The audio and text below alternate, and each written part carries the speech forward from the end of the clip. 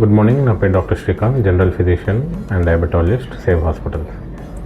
So వర్షాకాలంలో మనం వచ్చే వ్యాధులు ఏంటి, అది ఎలా కాపాడాలనేది చెప్తాను.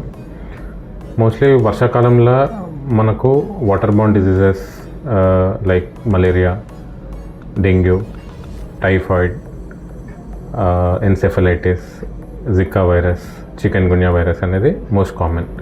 ఇవి ఎందుకు వస్తాయంటే ఏదైతే వాటర్ స్టాగ్నెంట్గా ఉన్న ప్లేసెస్లో ఉంటాయో వాటిలో మస్కిటోస్ అనేవి జమ అవుతుంటాయి.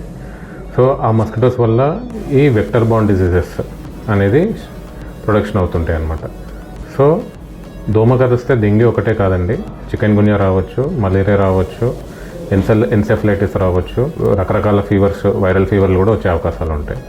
సో మనం దానికి తీసుకోవాల్సిన జాగ్రత్తలు ఏంటి, సో మనం ఈ వ్యాధుల నుంచి ఎలా కాపాడుకోవాలి.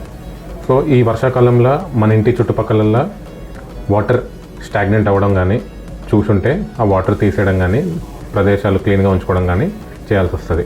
ఇంట్లో దోమలు రాకుండా ఉండడానికి మస్కిటో నెట్స్ కానీ మస్కిటో రెపిల్స్ కానీ పెట్టాల్సి వస్తుంది. సో ఇవి అవాయిడ్ చేస్తే ఖచ్చితంగా మనం ఇలాంటి ఫీవర్స్ నుంచి దూరం ఉండొచ్చు.